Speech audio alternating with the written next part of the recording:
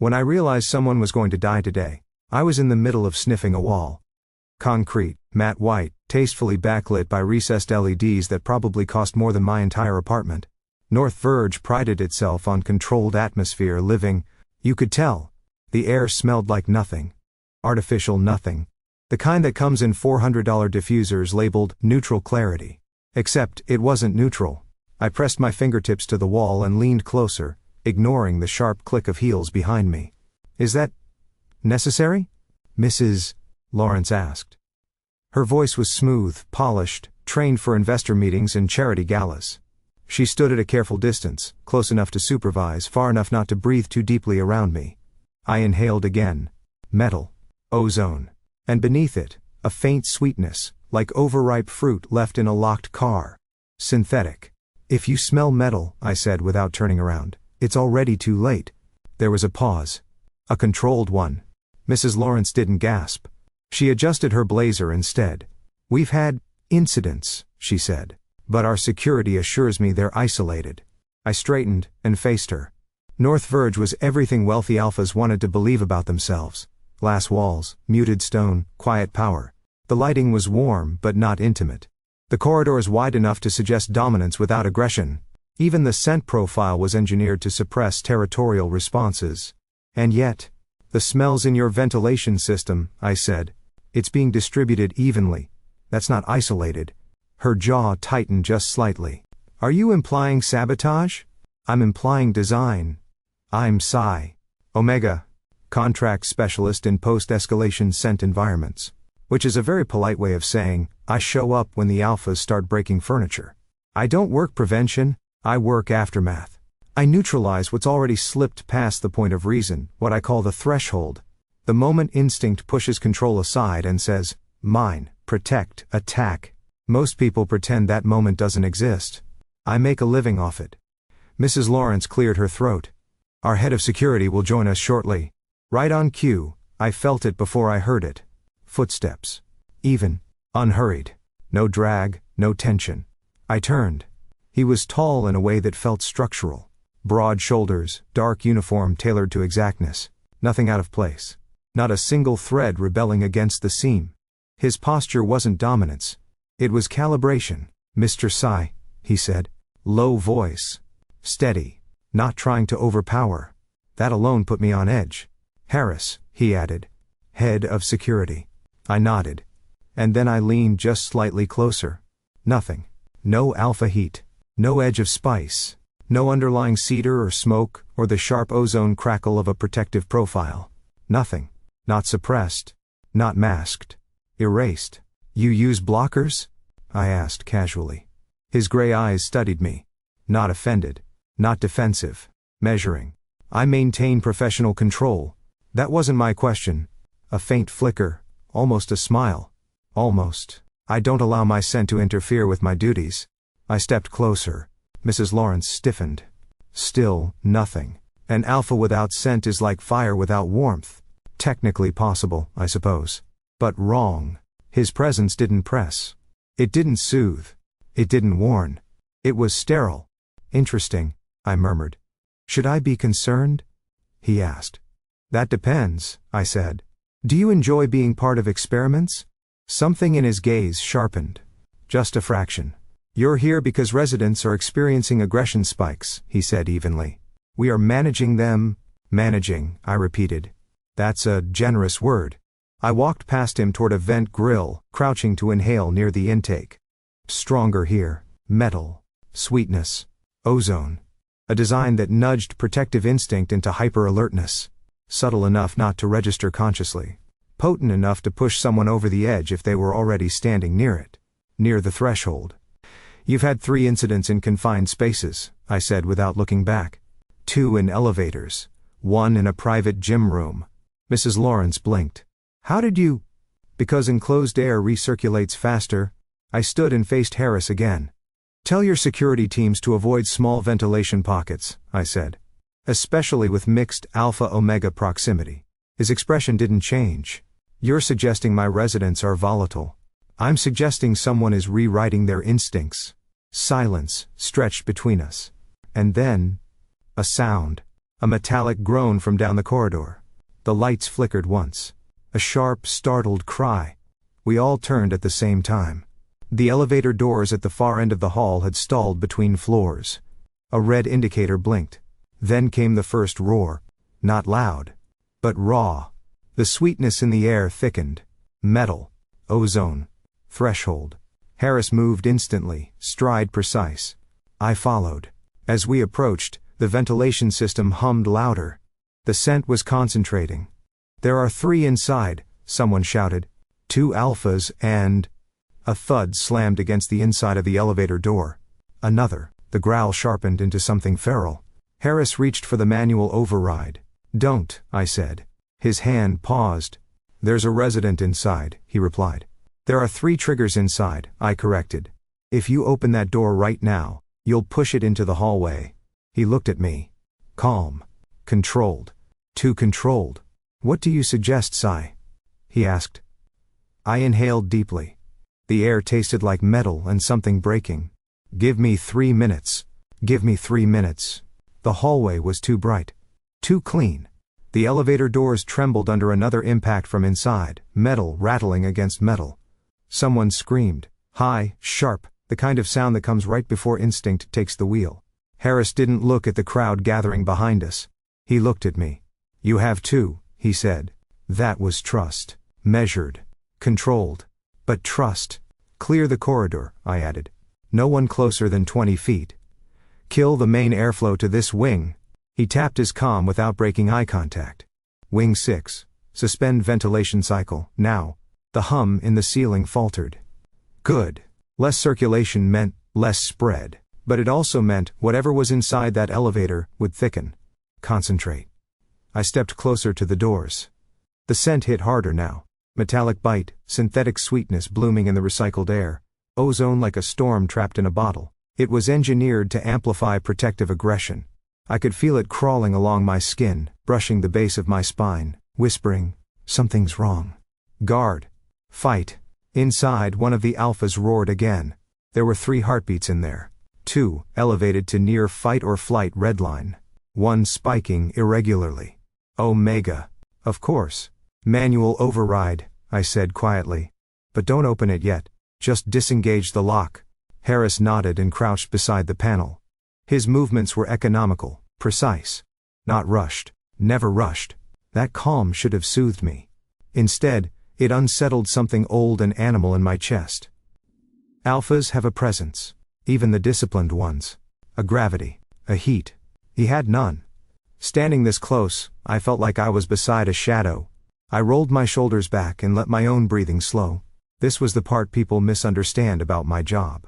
Neutralization isn't about suppression. It's about balance. I closed my eyes.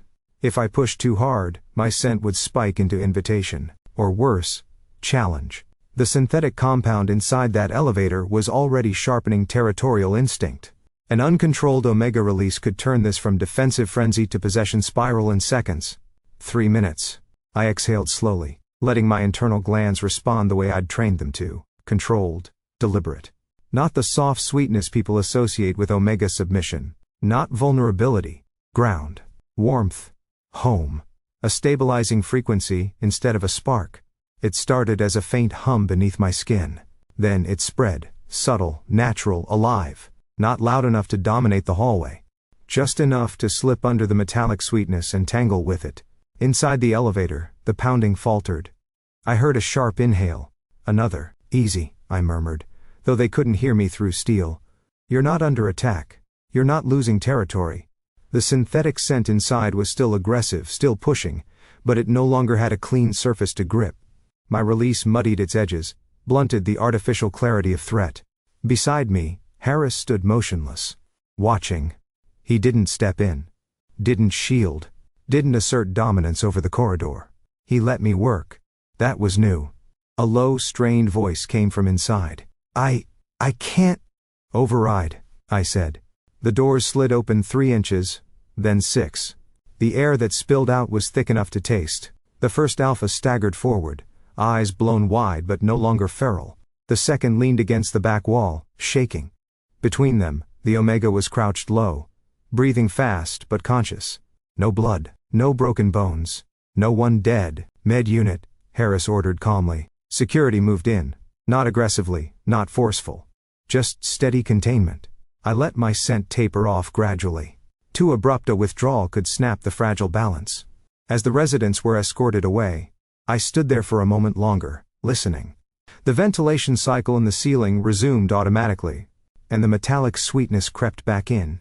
Not from the elevator, from above. I tilted my head slightly. It's in the system, I said. Harris looked at the vent, then at me.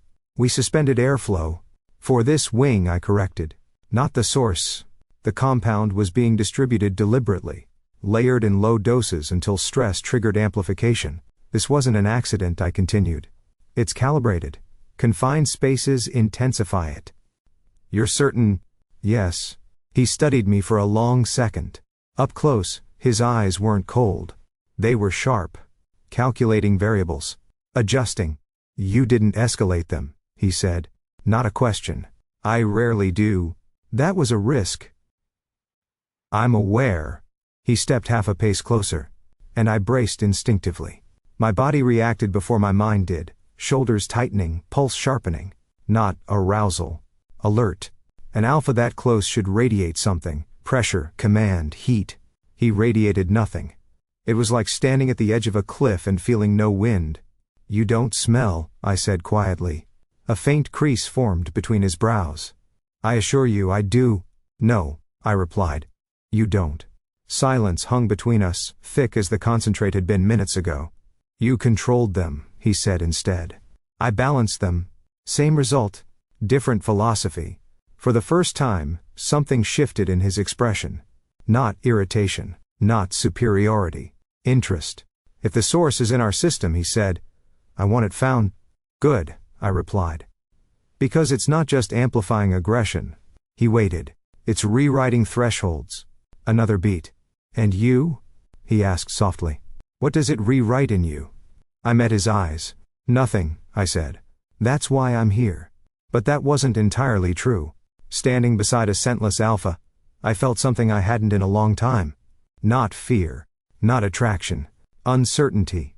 And in my line of work, uncertainty is more dangerous than metal in the air. The second spike hit the gym. I knew before my comm buzzed.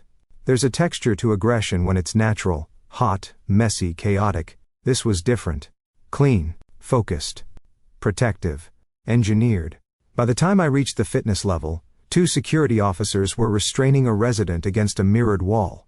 The man, alpha, mid-30s, broad build, corporate haircut, wasn't snarling blindly. He was scanning. Back up, he barked at everyone in the room. Get back from the entrance. There's no threat, one of the betas insisted. There is, he growled. I can smell it. Of course he could. I stepped into the gym. The air was sharper here. Less sweetness. More ozone. The ventilation shafts along the ceiling were narrower than in the lobby. Tighter circulation. Higher concentration. And all 3 alphas currently breathing too hard? Same build. Same posture. Same subtle edge in their stance. Protective profile. I need space, I said calmly. Harris stood near the entrance, arms folded behind his back. Not blocking me. Not hovering. Observing. I approached the restrained alpha slowly. You think something's coming, I said quietly. He swallowed. It is. What does it smell like? Wrong, he snapped. Like intrusion. Like metal? I asked. His eyes flickered. There it was. The scent wasn't triggering rage. It was triggering defense. Hyper-alertness calibrated toward imagined invasion. Which meant whoever designed it understood alpha psychology intimately. I glanced up at the vents.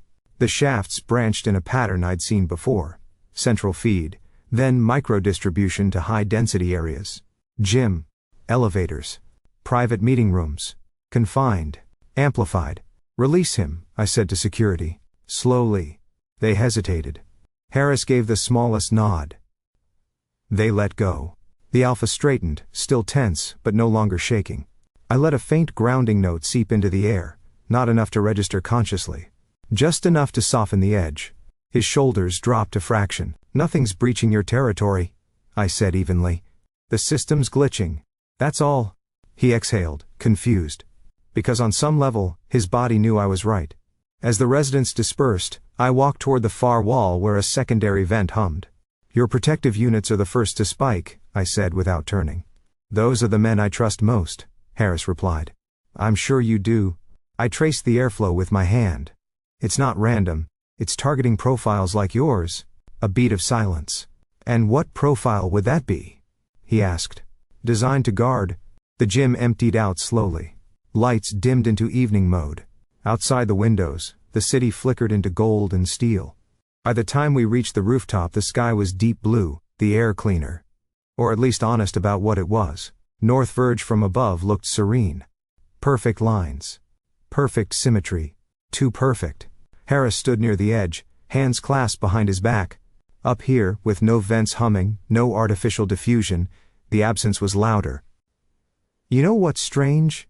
I said. I suspect you're about to tell me. You still don't smell. He didn't move.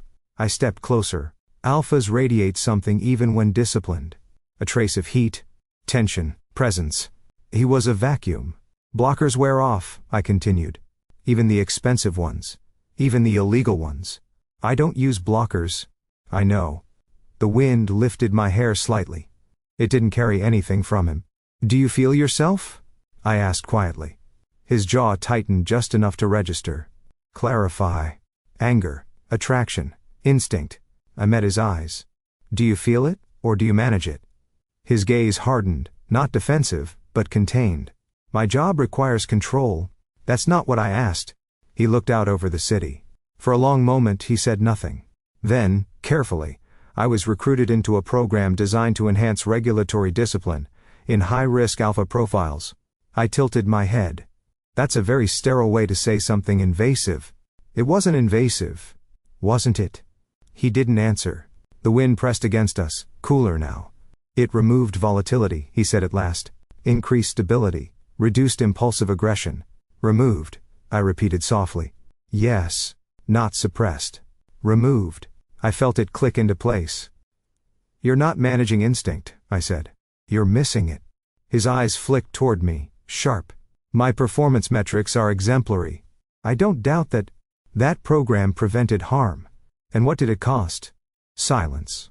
Up here, with nothing but open air, I felt something unexpected ripple under my skin. Not attraction. Not dominance. Unease. Because alphas are not meant to be scentless.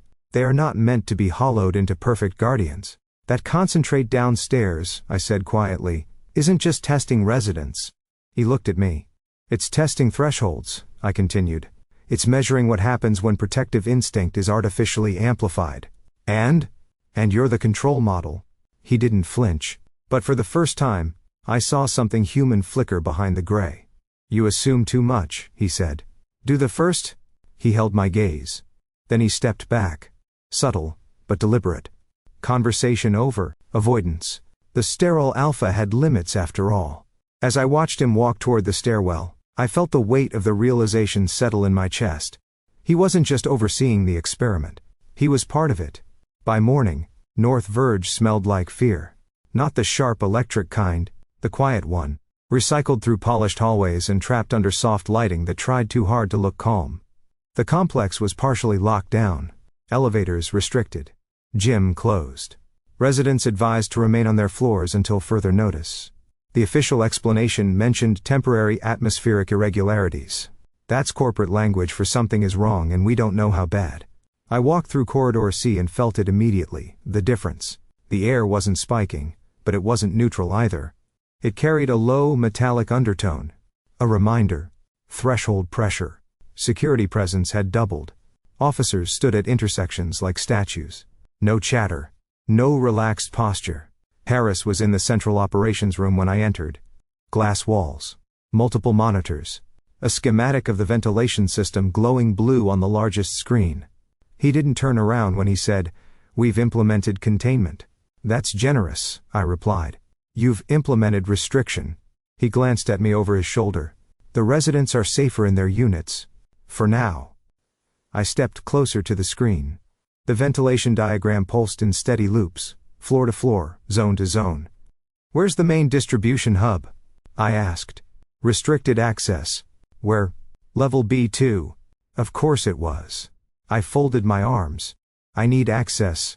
No. He said it without hesitation. I let out a slow breath. Harris.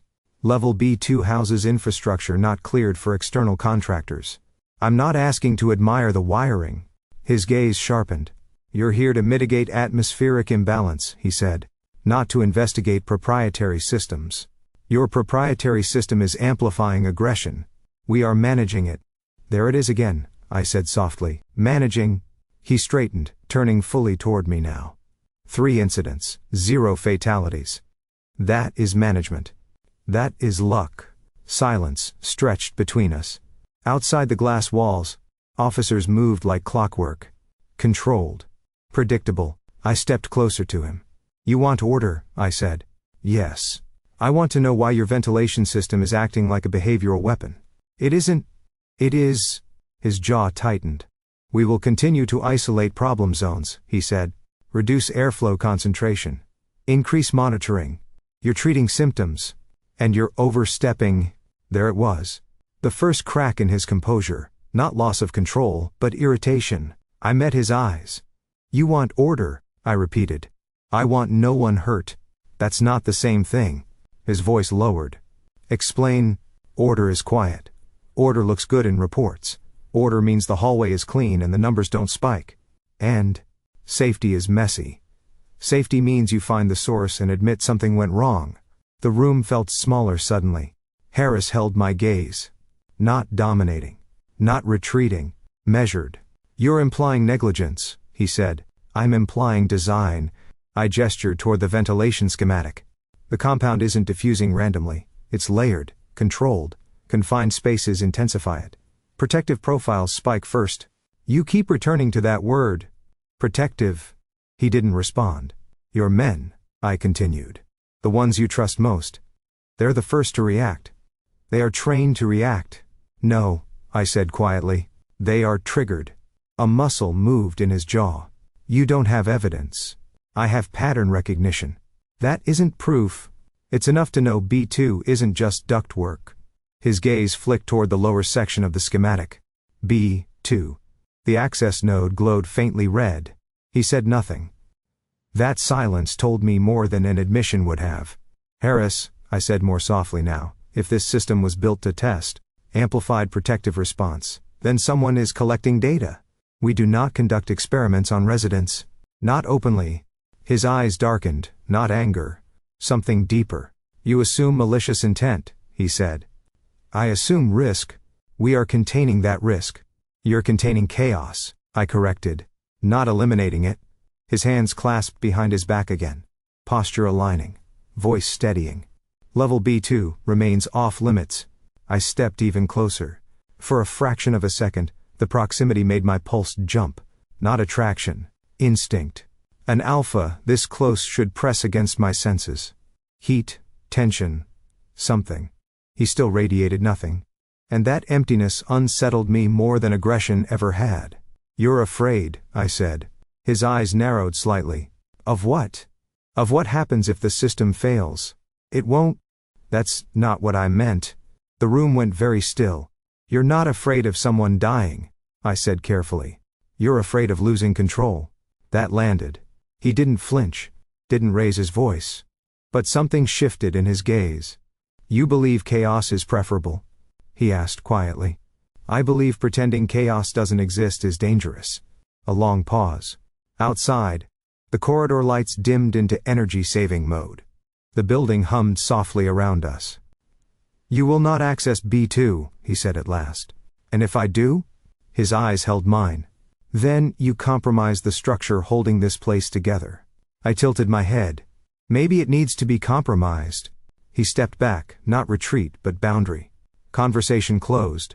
As I walked out of operations, the air in the hallway felt thinner. Tighter. Quarantine wasn't calming the building. It was compressing it. And compressed systems do one thing eventually. They burst. I didn't wait for permission. Technically, I waited 6 hours. Long enough for the quarantine to settle into routine. Long enough for security patrols to develop predictable loops. Long enough for Harris to believe I had accepted his boundary. I hadn't. North Verge after midnight felt different. The polished corridors were emptier. The lighting dimmed to a soft amber that tried to imitate calm. But the metallic undertone still lingered, faint but persistent, like a whisper under the floorboards. Because that's exactly where it was. Level B2 wasn't marked on public directories. Access required biometric clearance and a rotating keycode. Harris had assumed that would be enough. He'd also assumed I wouldn't notice that one of the service elevators had a maintenance override. I slipped inside, heart steady, pulse measured. Not adrenaline. Not fear. Curiosity. The elevator descended past B1 with a soft, mechanical sigh. B2. The doors opened onto darkness. Not complete darkness, just the kind that comes with no decorative lighting. Utility strips glowed low along the ceiling. The air was colder here. Less filtered. And stronger. The metallic scent sharpened immediately. Ozone crackled against the back of my throat. The sweetness was clearer now, refined, controlled. Concentrated. Subtle, I muttered to myself.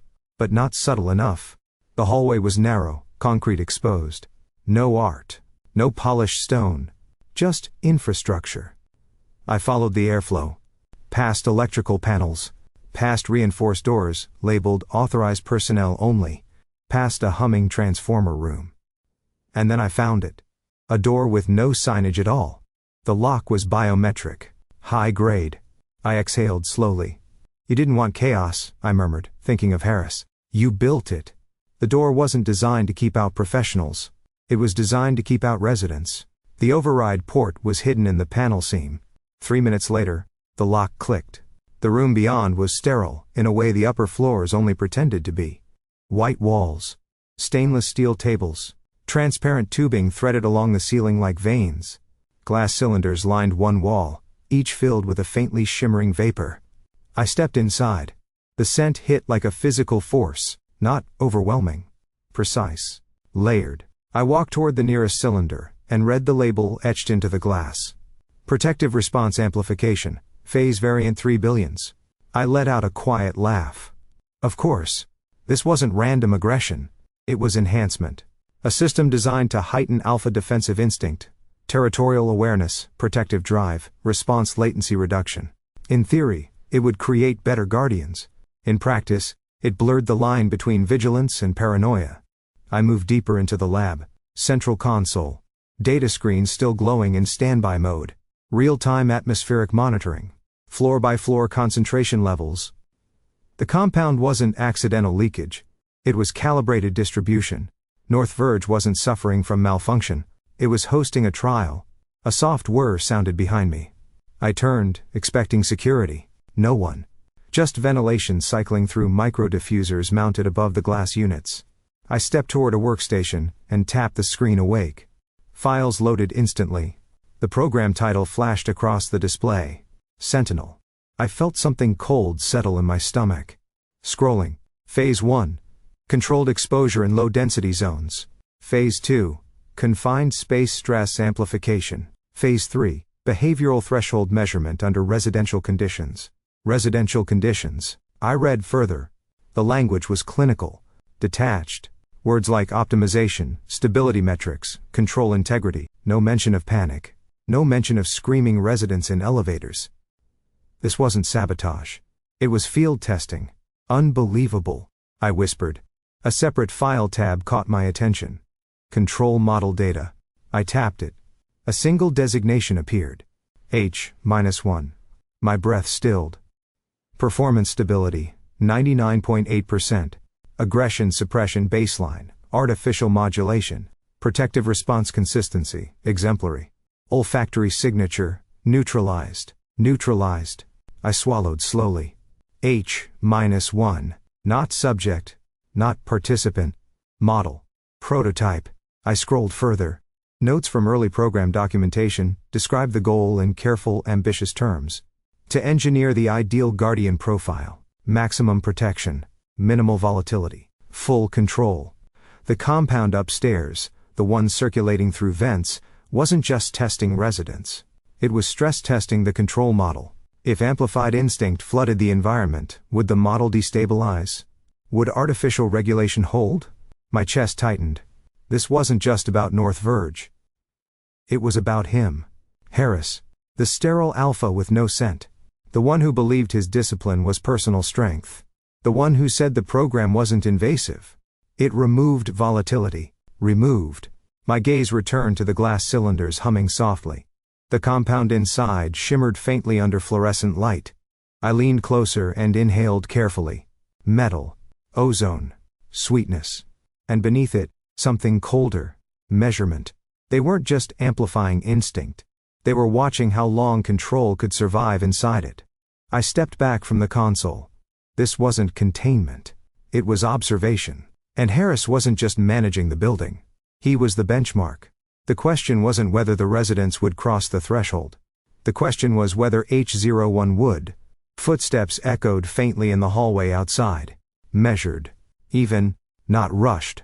I closed the console screen and turned toward the door. If he found me here, it wouldn't be a minor disagreement. It would be a fracture. But fractures are honest. And for the first time since arriving at North Verge, I wasn't worried about aggression spikes. I was worried about what would happen when a man built on artificial control realized he'd never been in control at all. I barely made it back to the elevator before the building changed. It wasn't loud at first. Just a shift in the air pressure. A deeper hum in the ducts. The kind of subtle recalibration you don't notice unless you've been listening all along. Then the lights flickered. Once. Twice. Emergency strips snapped on in cold white pulses. And the scent hit. Not layered. Not subtle. Concentrated. Every micro-diffuser in North Verge had just moved from measured distribution to saturation. Damn it, I breathed. Sentinel had entered Phase 3. My comm crackled with overlapping voices. Level 8 breach. They're pushing security back. He thinks someone's inside the walls. Protective instinct. Amplified past reason. I ran. The main corridors were already chaotic. Doors half open. Raised voices. The air thick with metallic ozone and that sweet undercurrent designed to twist vigilance into certainty. Two alphas grappled near the stairwell, not punching, pinning. One had the other against the wall, growling low. You're compromised, the aggressor hissed. I can smell it. No you can't, I snapped, stepping between them before security could escalate. Risky. Stupid maybe. But they weren't attacking randomly. They were defending against imagined infiltration. I need access to the central server hub, I told the nearest officer. Now. That area's restricted. Harris will authorize it. The officer hesitated. The lights flickered again. From somewhere below, a crash echoed. Server hub meant airflow control. Airflow control meant I could see what they'd triggered. The corridors narrowed as I descended toward the infrastructure core. Concrete walls, no windows. Emergency lighting strobing faintly as systems struggled under load. And then I saw him. Harris stood at the entrance to the server wing, holding back two of his own men who were breathing too hard, eyes sharp and unfocused. Stand down, he ordered. They didn't move. The compound was hitting them full force. He stepped forward, placing himself between them and the reinforced door. You are responding to a non-existent threat, he said evenly. One of them snarled. You're not reacting, the man spat. Why aren't you reacting? Because he can't, I thought. Because they cut it out of him. I moved closer. The air around Harris shimmered with artificial neutrality, but underneath it something trembled. He looked at me. And for the first time since I'd met him, his composure wasn't seamless. You accessed B2, he said quietly. Yes. Another flicker in the lights. The ventilation above us roared louder. This is Phase 3, I said. They're stress testing the model. He didn't ask what that meant. He knew. Behind him, one of the alphas lunged. Harris caught him easily, pivoting, restraining with efficient precision. Too precise. Too controlled. Until it wasn't. For half a second, just half, his grip tightened too far. His jaw clenched. His breath hitched. And the vacuum around him fractured. I felt it. Not faint. Not sterile. A surge. Dark cedar and iron. Heat like sun on stone. Wild coiled strength pressing against my senses so hard my pulse jumped. His real scent. It slammed into me like a wave breaking through glass. Powerful. Alive. Angry. Not reckless, but immense. The synthetic compound in the air collided with it, amplifying the surge. For a heartbeat, the entire corridor felt charged. He froze. Just long enough for me to see it in his eyes. Shock. Not at them. At himself.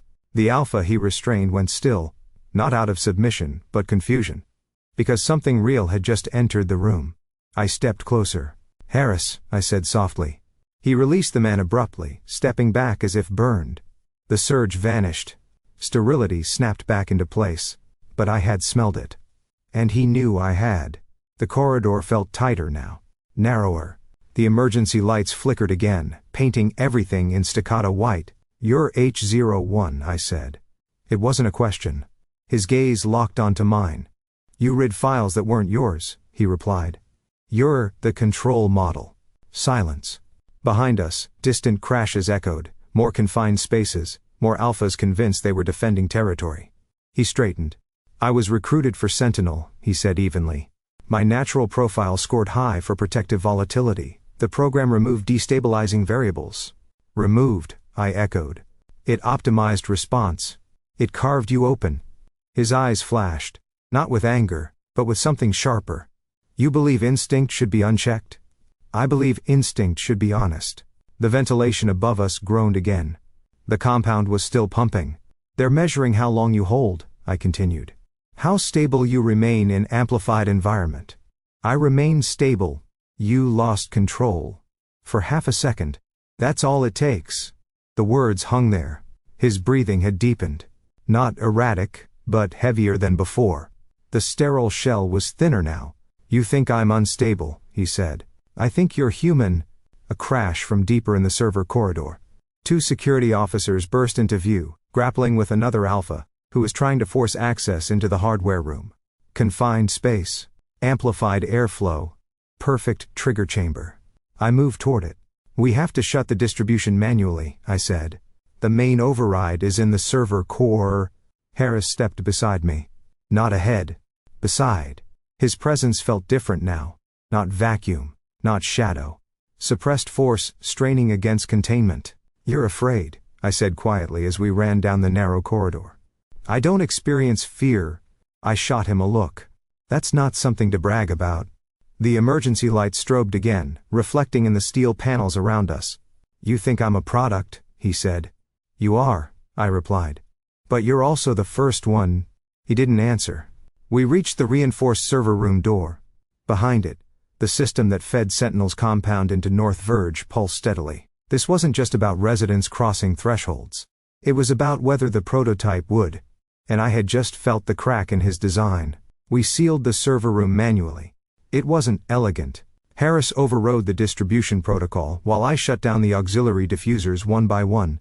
The compound flow dropped from saturation to trace levels. Not gone, but weakened. Enough to slow the spike. Security escorted the worst cases to medical containment. No fatalities. Not yet. When the immediate chaos thinned into strained quiet, Harris ordered the remaining officers to perimeter posts, and pulled me into a secured monitoring room just off the server core. Reinforced walls. No vents. Independent filtration. The air inside was clean. Honest. For the first time since the surge, there was no metal in it.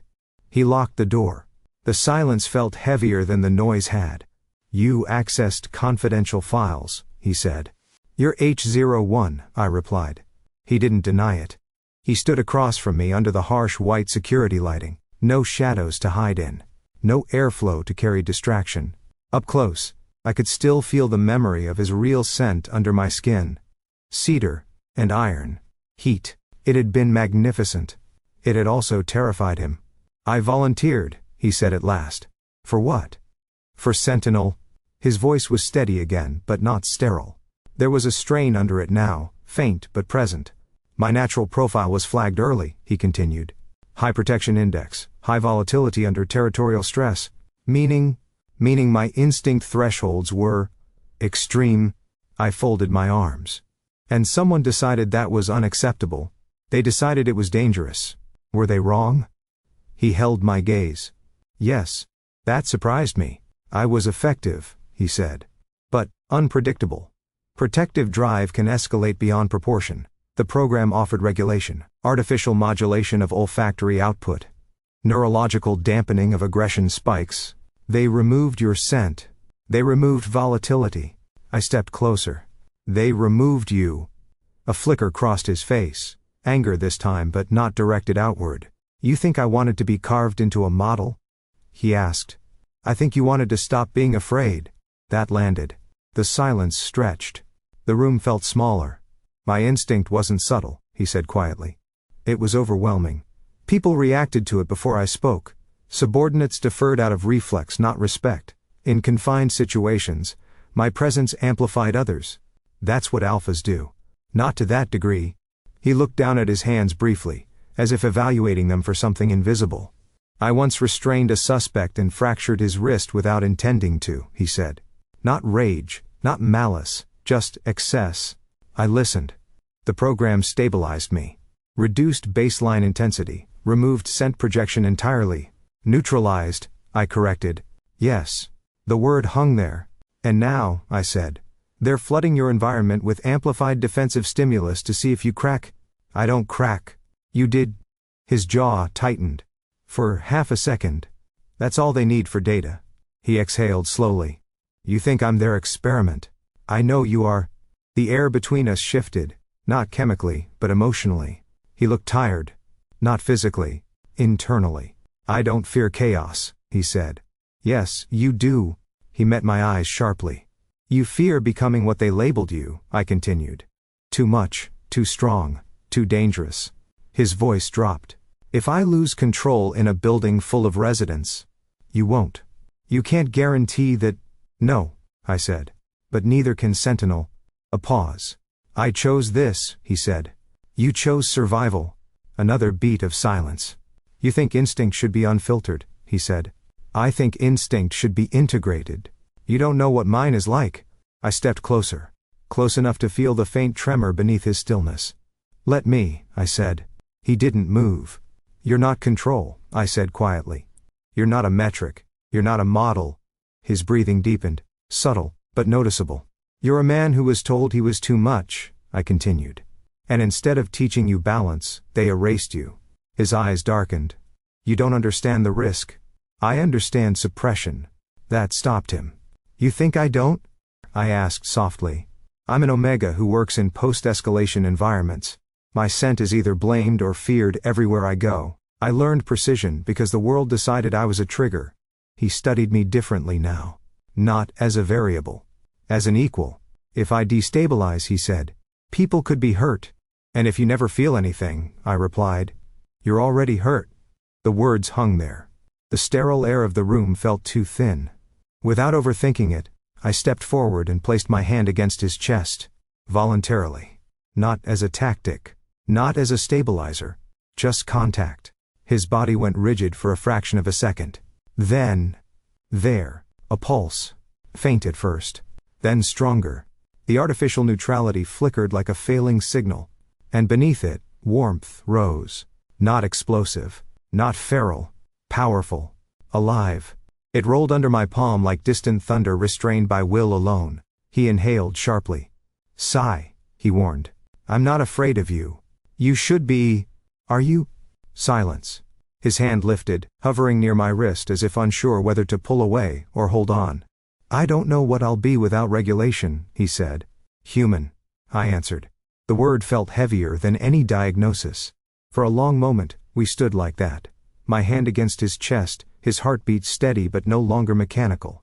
Outside the room, the building hummed in unstable quiet. Inside, something else shifted. Not dominance, not surrender, recognition. And for the first time since I'd met him, Harris didn't feel like an absence.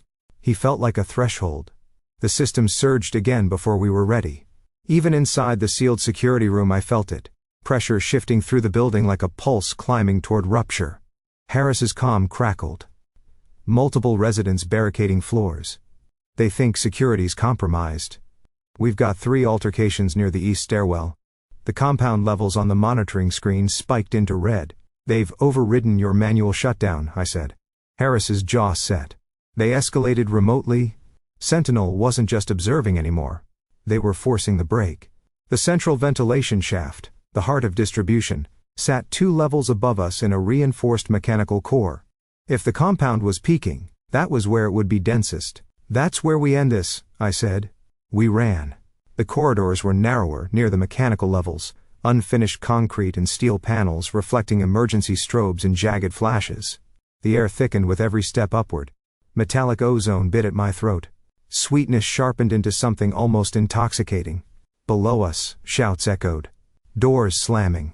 Furniture dragged across floors. Hyperprotection had tipped into siege mentality. Harris moved beside me, not ahead, not commanding, just aligned. His control held, but I could feel the strain in him now. The artificial neutrality flickered faintly around his edges. The central ventilation chamber was massive, cylindrical ducts branching outward like ribs from a mechanical spine. Transparent tubes pulsed with vapor. The compound inside shimmered under industrial lights. The concentration was near maximum. "They're saturating every wing," I said. "They're pushing you," he replied quietly. No, they were pushing him. 3 security officers stood near the control console, breathing hard, eyes scanning the room like prey animals guarding territory. "Step back," Harris ordered. They hesitated. The compound in this chamber was strong enough to taste in layers: metal, ozone, engineered sweetness twisting instinct into certainty. The officers weren't thinking. They were protecting. From what, they didn't know. I stepped forward, lifting my hands slowly. "You're not under attack," I said evenly. "Your body's misreading the signal." One of them shook his head. "It's everywhere." "Yes," I said.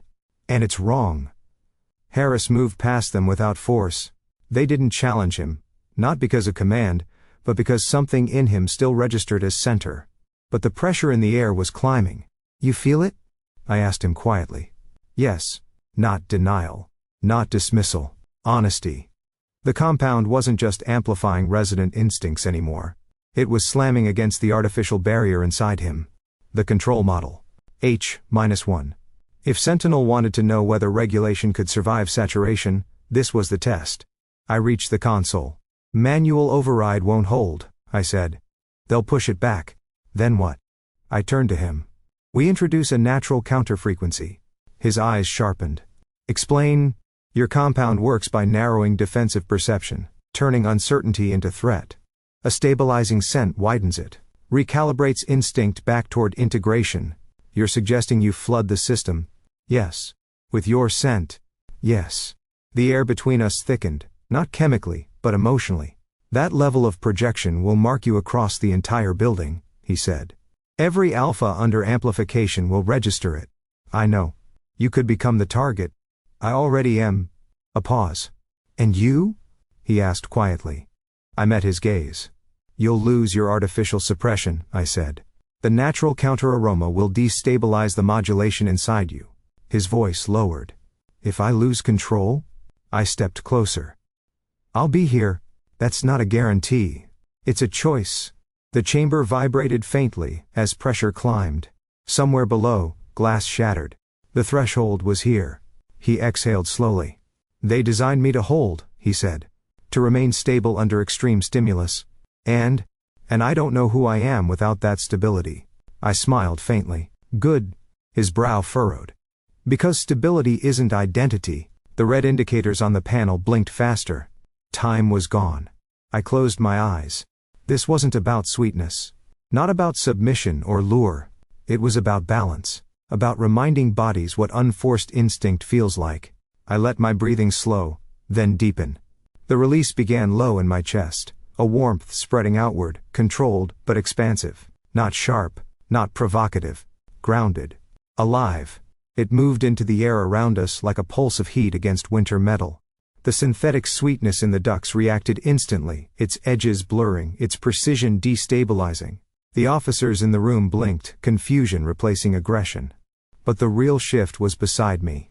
Harris inhaled sharply. The artificial neutrality around him fractured completely.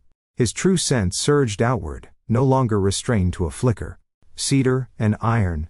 Heat like wildfire beneath stone. Protective force immense enough to make my pulse stutter. For a heartbeat, the entire chamber felt like it tilted. He staggered half a step, eyes wide, not feral, not lost. Overwhelmed. This was what Sentinel had cut away. This was what they feared.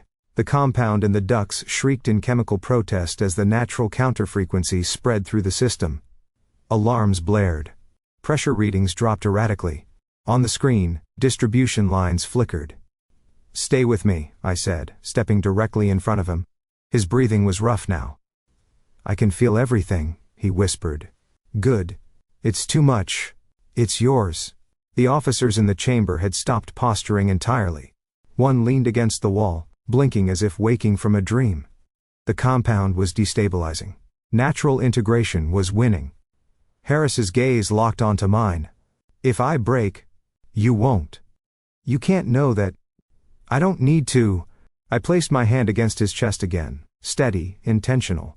His heartbeat pounded hard beneath my palm. Powerful. Not violent, just vast. The synthetic systems in the lab below triggered emergency failsafes. On the monitor, Sentinel's feed glitched, data scrambling as atmospheric patterns collapsed. The artificial amplification couldn't compete with something real, with something chosen. Harris exhaled slowly. The surge around him stabilized. Not dampened, not erased. Integrated. His scent filled the chamber, not overwhelming, not hostile. Alive. The red indicators on the panel flickered once more, then dropped to baseline. Silence fell in waves. The compound flow ceased. Ventilation normalized. Below us, the shouting stopped. The building exhaled. On the console, a final alert flashed. Sentinel protocol, compromised. They hadn't wanted chaos. They'd wanted proof. Instead they got exposure. Harris looked at me, eyes clearer than I'd ever seen them. I felt it, he said quietly. Yes. It wasn't monstrous. I smiled. No. He inhaled again, this time deliberately. His scent rolled through the chamber, steady and grounded. Real. I don't think I was ever unstable, he said. No. I replied. You were just too much for their metrics. The threshold had been crossed.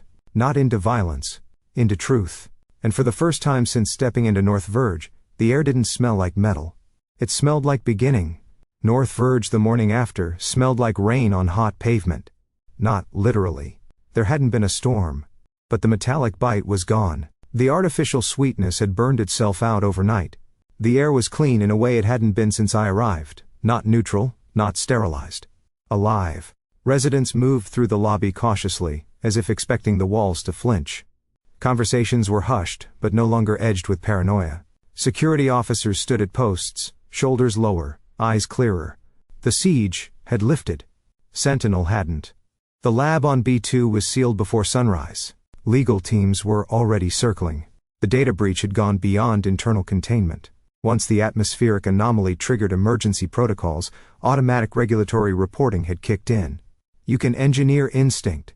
You can't always control paperwork. Mrs. Lawrence found me near the reception desk.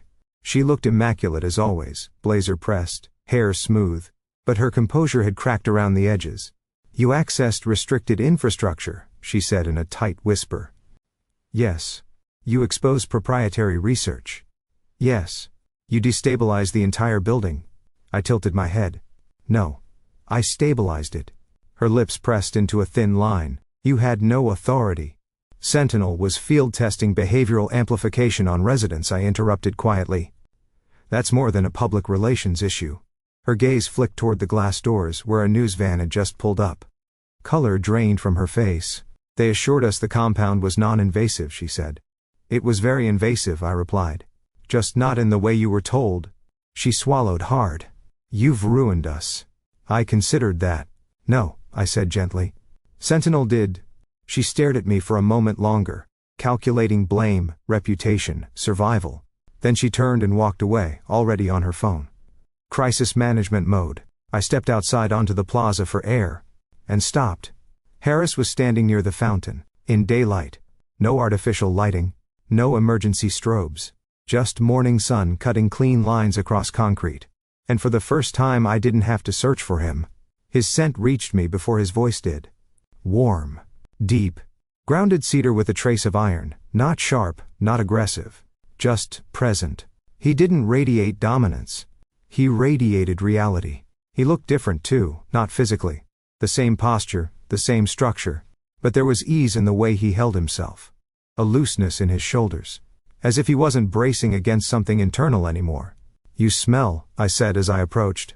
A corner of his mouth lifted. So I've been told. I circled him once, deliberately. He raised an eyebrow. Inspection? Verification. And? I leaned closer, inhaled slowly. No sterility. No vacuum. Just him. So that's what you actually are, I said. Disappointed? Terribly. He almost laughed. Should I apologize? Yes. He stepped closer. For what? For pretending you were a spreadsheet. His gaze softened. I wasn't pretending. I know. We stood there in the morning quiet while residents passed at a respectful distance, whispering about legal notices and regulatory reviews. You didn't lose control, I said. No. You didn't hurt anyone. No. You felt everything. A pause. Yes. He looked down at his hands briefly, as if reassessing them. It wasn't chaos, he said. It was intensity. That's the word they're afraid of. He met my eyes. And you? I'm afraid of dishonesty. Another beat of silence. The board has suspended Sentinel operations, he said. They've requested my evaluation. Meaning they want to know whether I destabilized. And did you? His gaze held mine. No. I smiled slowly. Good. You seem pleased. I am. Why? Because it means you weren't the problem. The fountain behind us murmured softly. He studied me. You risked yourself, he said. Flooding the system with your scent. You risked yourself letting it. That was your plan? Partially. And the rest? I improvise. A faint crease formed between his brows. You're reckless. You're dramatic. His lips curved. For the record, he said, stepping closer. When you said I wasn't monstrous. Yes? You were correct. I grinned. Relieved? Unexpectedly. He inhaled slowly, deliberately this time. His scent rolled warm through the air between us. Not possessive. Not suppressive. Just steady. I don't know who I am without regulation, he admitted. You're finding out. And if I become too much? I shrugged lightly. Then I'll tell you. His eyes narrowed slightly. You would. Absolutely. A pause. So, he said. So, you've seen the worst case scenario. Yes. And? I tilted my head, letting my gaze travel over him one more time. And I like it. He raised an eyebrow. Clarify. You, I said plainly. Like this. Warmth flickered in his eyes. That's a risk, he said quietly. Honesty usually is. For a moment, neither of us moved. The air between us wasn't sterile anymore. It wasn't engineered. It wasn't measured. It was shared. And for the first time since stepping into North Verge, I didn't feel like I was standing at the edge of someone else's threshold. I felt like I was standing at ours. Quarantine ended with paperwork, not applause. Official statements were issued. Residents were reassured. Sentinel's experimental atmospheric calibration program was publicly described as an unauthorized deviation from protocol. Legal teams did what legal teams do. Redirected blame with expensive precision. North Verge reopened its amenities 2 days later. The gym lights were bright again. Elevators moved smoothly. The air, clean. Not artificially neutral. Just clean. I spent the last of my contract hours re-evaluating distribution points, ensuring no residual compound lingered in the system. There were faint traces, but nothing active. The building had shed its metallic edge. The threshold had passed. I found Harris on the rooftop at dawn. It had become our unofficial neutral ground. The sky was washed in early light, pale gold bleeding into blue. The city below hummed softly, alive but not aggressive. He stood near the edge, hands resting lightly on the railing. Not rigid, not braced. He didn't need to brace anymore. You smell different up here, I said as I approached. He glanced over his shoulder. Because I'm not in a concrete box? Because you're not filtering yourself? That earned me the smallest smile. His scent moved easily in the cool air. Warm cedar, iron softened by morning. There was strength in it, yes, but no edge sharpened by suppression. You're staying, I said. It wasn't a question. The board offered to transfer me, he replied. Re-evaluation, alternative placement, and... I declined. I leaned against the railing beside him. Brave, stubborn. Same thing, sometimes. He exhaled slowly. I built my identity around control, he said. If I leave now, it implies that identity was false. Was it? He considered that. No. He said finally. It was incomplete. That felt right. Footsteps approached behind us. I turned to see Mrs. Lawrence. Less polished than usual, though still impeccably dressed. "Mr. Tsai," she said. "Your contract period concludes today. I'm aware. The board has reviewed your intervention." That sounds ominous. A faint, tight smile.